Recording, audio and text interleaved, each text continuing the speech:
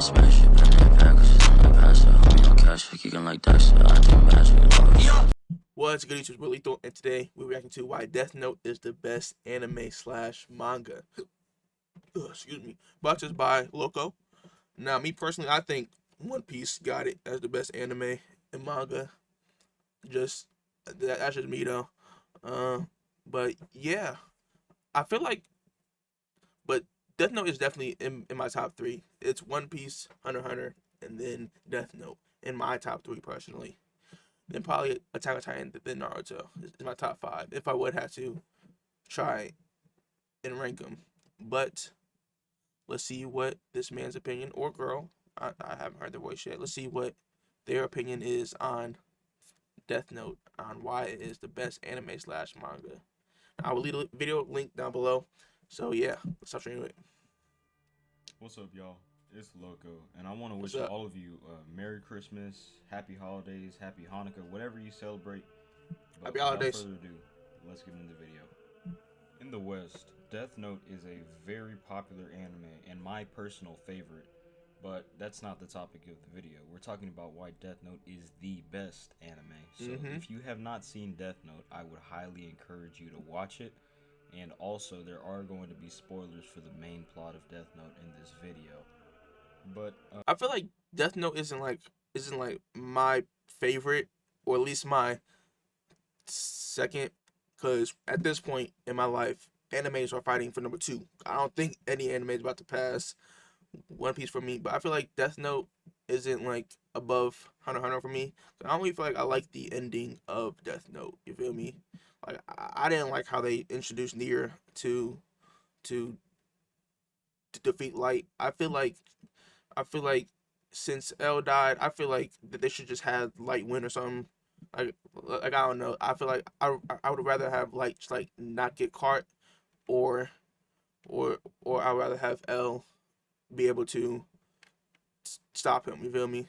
But that's just my own opinion. anyways, the point of this video isn't to compare anime. It's not to put other anime down. I'm just gonna talk about why Yeah. Death Note is one of the best anime as a standalone watch. You know, and what qualities make it a good anime and a good story overall. Now, with that being said, I probably haven't seen that one obscure anime that someone's gonna type down below in the comments, but I'd love to hear about it. I'm always love to hear new suggestions about what to watch or what to read. If you haven't But watched out of or read One Piece, the animes you should definitely I've watch and watched, read I that, haven't man. watched that many. I watched about like 20, 25 anime overall and read the same amount of manga maybe. But out of all of them that I've read, And if you need a manga to read, Vagabond. I love Vagabond. Monster, That's so good to me. Psycho-Pass, Monster's also good. Code Geass, really big fan favorites and popular ones overall. Death Note has been my favorite I need to one overall. finish Monster though. The big reason why I got into those other animes and mangas is because I was looking for a show like Death Note. I was trying to replicate that feeling that Death Note gave me, that feeling of suspense and being like on the edge of your seat. Yeah. So we're gonna talk about the main three things that make a good story. All that right. would be the characters and the conflict that All they right. have Yeah. with each other, the effect that the characters have on each other. Secondly, the plot and the setting Yeah. that is like the world building of the storyline. And thirdly, we're going to be talking about the themes and symbolisms that Death Note implants Yeah. in its plot and in its characters, and the overall meaning, the overarching narrative, so to speak. I would definitely say these three are definitely the most important things that make a good story.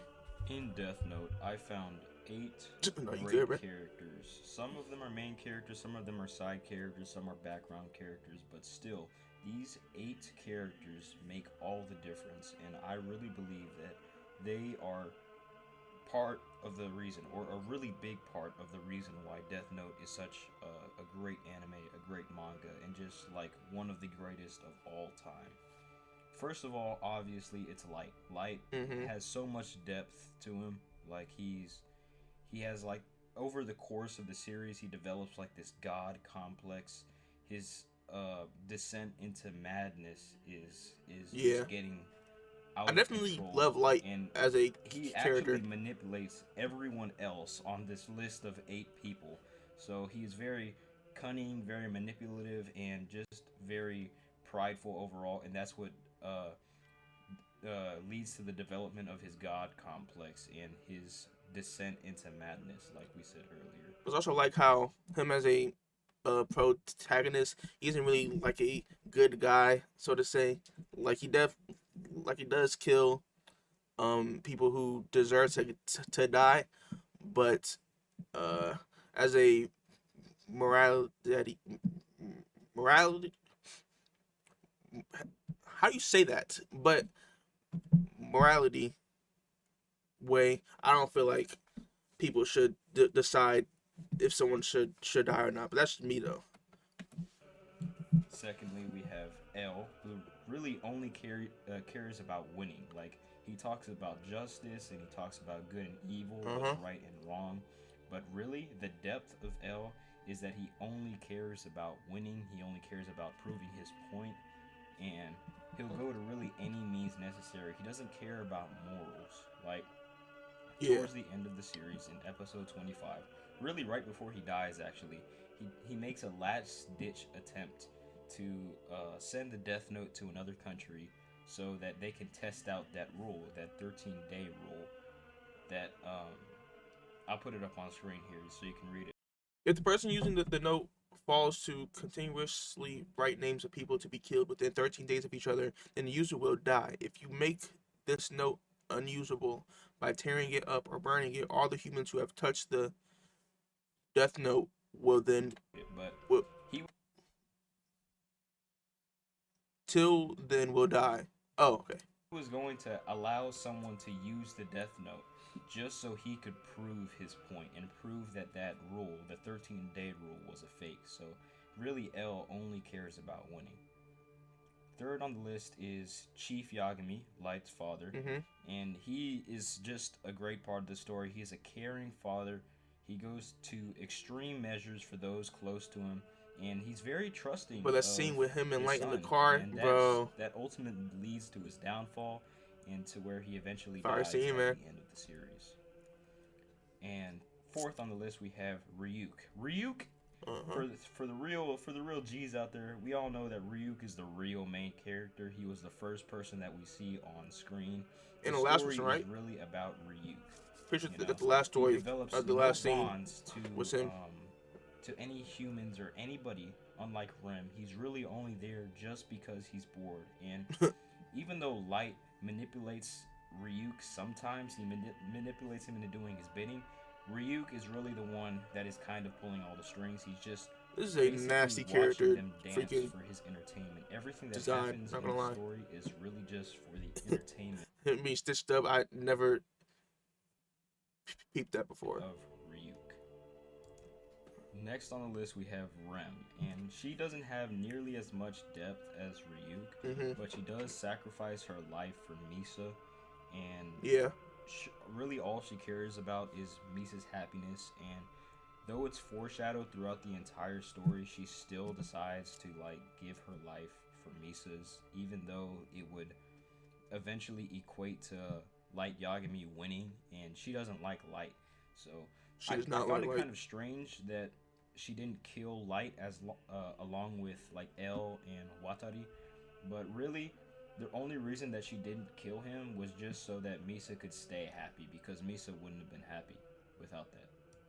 Sixth on the list, we have somewhat of a background character. We have Aizawa. Now, if you don't remember who Aizawa is, he's I like do that not. dude with the afro, and he like quit midway through because the Japanese police were forced to cooperate with Kira, and there was such like an internal conflict with him because he had a family to provide for, and he was like a young dude, and Mhm. Chief Yagami was just telling him, bro, just quit the task force, it's fine, we'll be all right.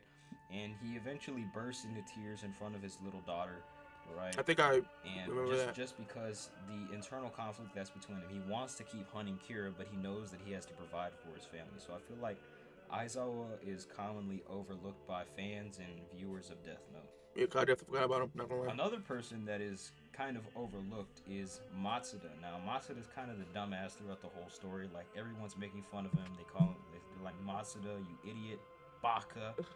And he's just, like, deemed useless throughout the entire story. But in the end, he's the one to put the final nail under the coffin for Light. He deals the final blow, or rather, he shoots Light fucking 15 times. And that's, like, Ryuk ends up writing Light's name in the Death Note, but Light probably would have died from his wounds and bled out because of what Matsuda did. So Being shot 15 times, Matsuda most people would die from like that. the embodiment of karma for Light. He was around the entire story, kind of just watching the things that Light did, trusting Light, but he comes back with a fucking fury, with vengeance, and eventually kills Light at the end of the story. Last on the list, it's kind of like a hybrid here. So we have Yotsuba and Higuchi. They're kind of like the same thing. They embody the same thing of like corporate greed and like, I guess you could say capitalism in general. It's just like Higuchi and Yotsuba do everything just for their own personal benefit. Like, Light wanted to be seen as the god of a new world, but at least he kind of wanted to help people. Higuchi only cared about status, money, power, and things of that sort of nature. And the same with everybody else in Yotsuba. So really, it's just kind of like a symbol of like the corporate machine. Yeah, that's how it is in real life too, bro. All the higher ups only want status and power. It starts off with boredom. It sets up Light and Ryuk very well. They are both bored and they are both contrasted in that split shot of their faces. They're thinking the same thing. This world is rotten and everyone knows it. Even the ones on the end of the good scale, like Chief Yagami, Matsuda, Aizawa, they all know that the world is rotten, you know. But Light, like he says at the very beginning, like episode 1, he's the only one that can change this world for the better because he's been gifted the Death Note. Now, he doesn't necessarily change it for the better because he ends up going off his own path. Yeah, at the start he was. Pride, he turns into a monster. But it starts off with boredom.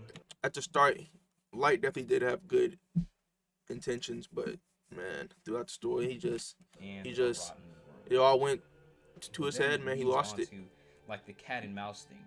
Light's pride allows him to slip up in episode 2 and basically call out L, and that's how they get into that basically a fucking death battle, like a fight to the death. And it kind of keeps you on your toes throughout the whole thing. It's like a contributing factor to this is like the mystery of the Death Note throughout the entire story. You're always finding out new things about the Death Note, whether it be like the Shinigami eyes or like how Light can manipulate people's actions before death. And Light is a very smart character. Lose their memory to just feign innocence, you know, and it's just the mystery of the Death Note that keeps the story alive. Honestly, one of the best parts about the plot is that L and Kira constantly take steps towards each other. And what I mean by that is, whenever one of them takes a loss, they always drag the other one down with them. Like, whenever L is narrowing in on Light, he knows that he's in Japan, he knows that he's in the Kanto region, he knows that he is, like, probably a student. Light forces L to come out and show his face to Chief and Matsuda and Aizawa because the rest of the police department is so distrusting of him through Light's other actions. So they basically drag each other down until L is forced to see Light in person, right? But now L has also forced Light to not be able to do anything about it, you know, and they keep on inching towards each other, giving up ground just to take the other one down with them. However, as we all know, Light comes out in the end, right? Like we mentioned this earlier, but L made a last ditch effort to like have another country use the Death Note to disprove one of the fake rules that Rem and Ryuk wrote into the book. But Light was already ahead at that point, so L was already destined to die. But it was like a last ditch effort just to bring it down. L compromised all of his morals just so that he could win. and bring Light down with him. That would have been the last straw, the last thing to convict Light. Yeah. But, Light just won because of his overwhelming advantage. Finally, like, if you think about it, everything in Death Note ties back together. There are no wasted words, no wasted actions. That's like, facts. Literally everything said by the characters has an impact on the plot. Like, when Ryuk promises to kill Light at the very beginning of the story in, like, episode fucking 1 or 2, and he makes a couple other references He kept throughout that it promise. saying that, I'll kill you. I might be the one to write your name in the Death Note. And at the very end of the series, he does. And that's when you realize it was like Ryuk's story all along. And after Light's death, he does eventually become a god, but it's a god of death, a Shinigami. Like, he becomes like an actual Shinigami in the afterlife, and he's now in the Shinigami realm. I do not remember that. Finally, another thing that is mentioned at the very beginning of the series is when Ryuk mentions that every human that has ever touched the notebook or ever written in the notebook seems to be cursed for the rest of their life. And over the course of the series, Light loses everything. Like, he loses his freedom first, and then is eventually let go. He loses his father. Yeah. He loses his sanity, and he eventually loses his life. And Light went insane. And that's just the beauty of Death Note, that everything ties back together. Moving on to Death Note's themes That's a great point. and symbolisms. Like, one topic that is heavily explored is the morality of the Death Note. Is using it wrong or is it right? It was really emphasized during the beginning of the series, especially when Light was freaking out, like, I actually killed those people. Like, is it really my job? Do I really have the authority to do this? I feel like the Death Note, if it was to be placed in real life, I feel like it would be a good thing to use. But then again, like, I don't feel like us as humans should be able to give somebody the ultimate punishment of death. You feel me? Just killing somebody is just like the ultimate punishment. You feel me? So, like, yeah. But some people do deserve it. You feel me? But I don't personally want to be the one to make that choice. In the end, he decided it was for a greater cause, but other characters also conflict this, like Matsuda and Good Light, like, say that, well, yeah, sometimes I think that some people shouldn't be left alive. They shouldn't be alive on this world. They just have too much of a negative impact on others. But what makes you be the one who has to kill them, though? Battle of morality is just explored throughout the entire series. And another thing is duality of what makes you good or evil. It's like Light and L are constantly saying that I am justice, I am good, you are evil, and they are constantly trying to prove their own ideals to each other. And basically whoever wins their little death match will be proven right. Like, history is written by the victor, and they're trying to prove to each other and themselves that they are in the right. Another form of symbolism in the Death Note is one that's kind of obvious, but it's biblical references that are just scattered throughout all of Death Note. It's like Light wanting to become the god of the new world, the judge of all of mankind. And another reference is like the Shinigami throughout the series kind of turn into guardian angels, like Rem guards Misa, and she's trying to protect her throughout the whole time. But also Light has Ryuk around for special situations, like writing a fake rule in the Death Note, or if he ever needs to do the ideal, and finally it's when L cleans Light's feet in episode 25 right before his death. It's kind of like Jesus cleaning his disciples' feet, or rather Judas's feet, the disciple that betrayed Jesus right before Jesus was about to die on the cross. And L knew that he was going to die if he didn't make like a last-ditch effort to take down Light, right? But this was kind of a symbolism to acknowledging that L's death was near if he didn't do anything about it.